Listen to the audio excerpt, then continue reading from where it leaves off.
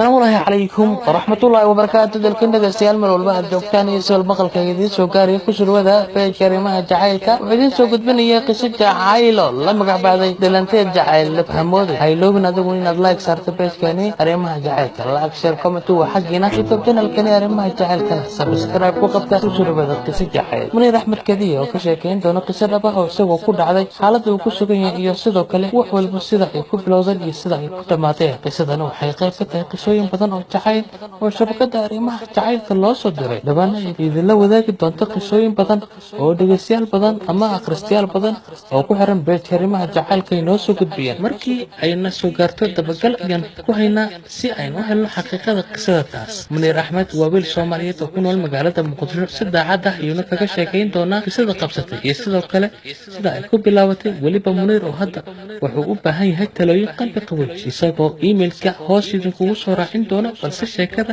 ayaan sida tan ku bilaabatay ugu horreyn waxaan u mahadcelinayaa Allah subxaanahu wa ta'ala oo ii suurageliyay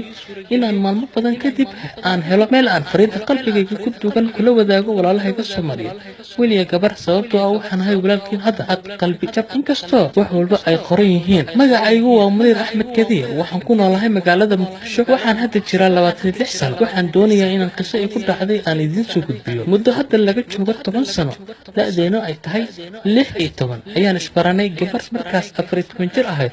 balse hadda 24 jir ah arday baan ahaa iskuulayna isla dhiga jirnay waxaan sheeko walaalnimo kadib la dhex maray xiriir jacayl wuxuuna ahaa xiriir jacaylkii ugu horeeyay ee aan yeesho waxaan wada soconay muddo dhan 10 sano nolosha bilowgeedii ilaa iyo gadaal dambe aad ayaan isu faraxsaneen waxay igu dulqaadatay ardaynimo waayo markii aan markaa ma shaqayn jirin waxaa jirtay qisooyin badan oo aan isla soo marnay xitaa ehladeedii qaarkood ayaa igu nacay gabadhii aan jeclaa oo magaceedii aan awoodin in aan halkani ku baahiyo way igu samirtay waayo Soomaalida aad ay u mamahday ishoo ku jecel qokool muxuu ka dhibaa hooyadeed iyo aabaheed imana been oo aad bay ii jeclaayeen laakiin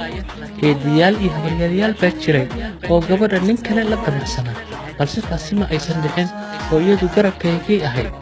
wallaahi xaafadii ay degneed iyo midda aan anigu degnaa jacaylkeeni wuu ku baahay waxaan noqonay dad lagu sheekaysto sanadba sanadka ka dambeeya ilaa iyo dadka qaar ay moodaan inaan isqabno ilaahay ayaa ii fududeeyay dugsigaygii sare waxaan bilaabay jaamacad sanadkii 2010 waxa iyada loo sheegay in loo hayo leen ama dibad loo wadayo way ka madax adeegtay waxaan ina go'aansatay anigoo jaamacadda dhiganaya inaan isguursano run ahaantii waxaan sameeyay ayaan garan waayay iyadana waan jeclaa xogaa waxaan diidanaa qof aan mas'uuliyadeedii qaaday in aan reerkaygii ay igula noolaato iyadoo taasi ay jirto ayaan habeenada ka mid ah waxa soo wacay hooyadeed waxaana la igu dalbaday inaan xaafadda imaado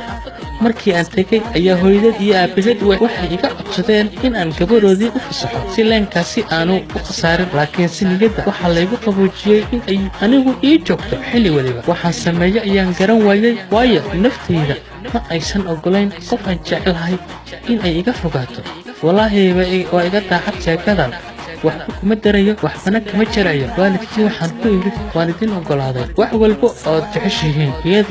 iyadu ayaan qolkeedii ugu galay waxaan ku yiri anigu oo ka xun xabibti labadeena waan isjecelnahay idina nama kala fogeyn karto waxaan ka bariyaa in hooyo iyo aabbo aad niyad ka jibin si aan duco u helno aad tooda u yeesho diidmo kadib ay aqbashay waan xusuustaa habeenka ma seexan aniga ilin way iga dhamaatay maalin kadib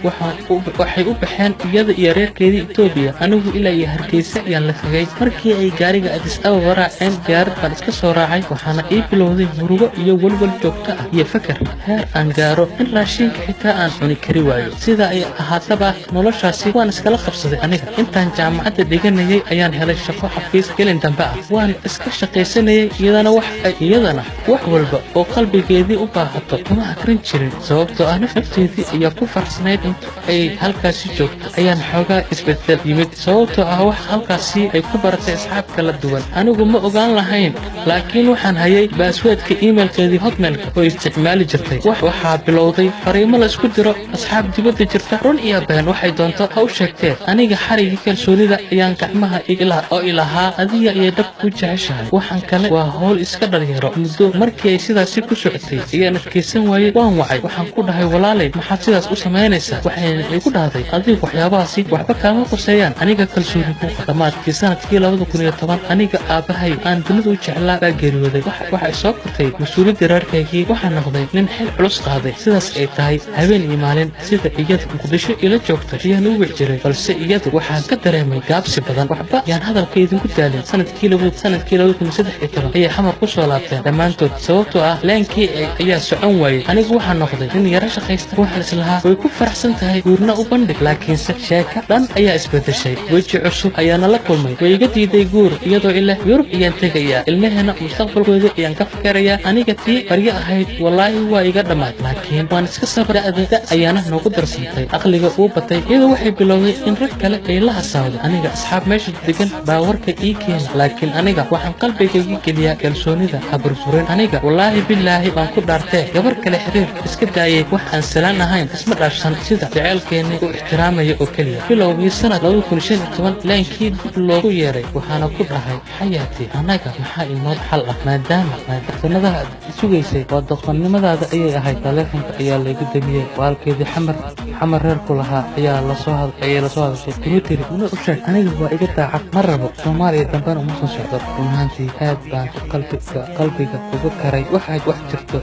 walaalayaal inta dhaawacaygii fahmaysa aflagaada hadal xumo iyo waxyaabo badan way idhahday laakiin damirkaygii ayaan isiin waayey inaan halkan kusii farfado inta aan dadaal samayn karo waan sameeyey laakiin way ii suurageli weysay go'aan ayaana ku qaatay inaan xiriir dambe samayn noqdo qof iska shaqaysta dalkana ma doonayo inaan weligay meel ugu baxo ganacsi ayaan abuurtay markaan jaamacadda dhameeyey kadib alxamdulilah waxaan hadda ahay qof shaqaysta hanti ku filan ilaahay siiyey laakiinse habeen iyo maalin markaan soo xasuusto waqtigay iga lumay wallaahi waan shalaayaa misna imayaa hadda aniga jacayl uma qabo mana doonayo noloshaydii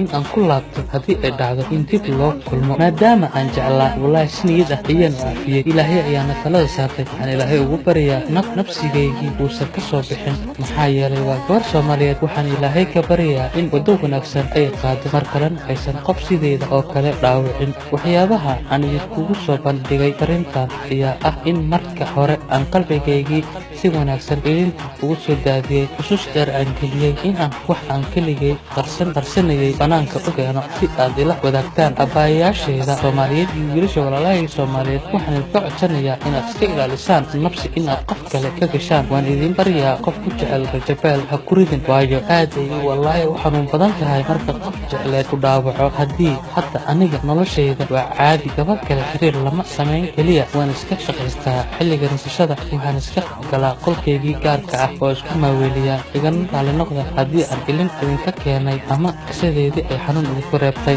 haddii aad haysato qof ku jecel fadlan ha dayicin oo ka faa'iidayso adduunyadu waxa ugu fiican nolol la wadaagto qof aad isjeceshihiin weel qiyaamo ma buuxsano waad mahadsantiin dhegaystayaal arrimaha jacaylka iloobin inaad like sartaan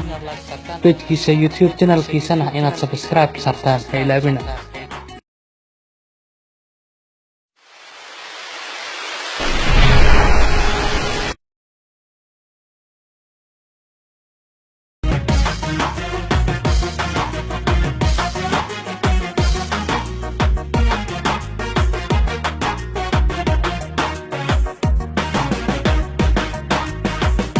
adduunyadu xilma laho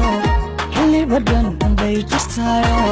adduunyadu xilma laho xilli badan bay jirtaayo xaji shalay badnaaba anta xoolo haysane xaji shalay badnaaba anta xoolo haysane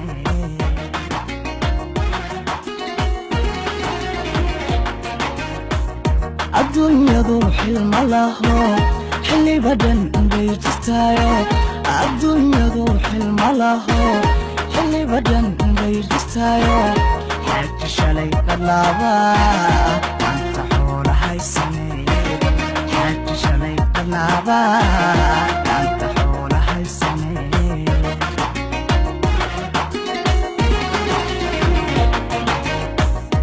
iskayga adiga ahaantiyo xabadka bartankiisa iskayga adiga ahaantiyo xabadka bartankiisa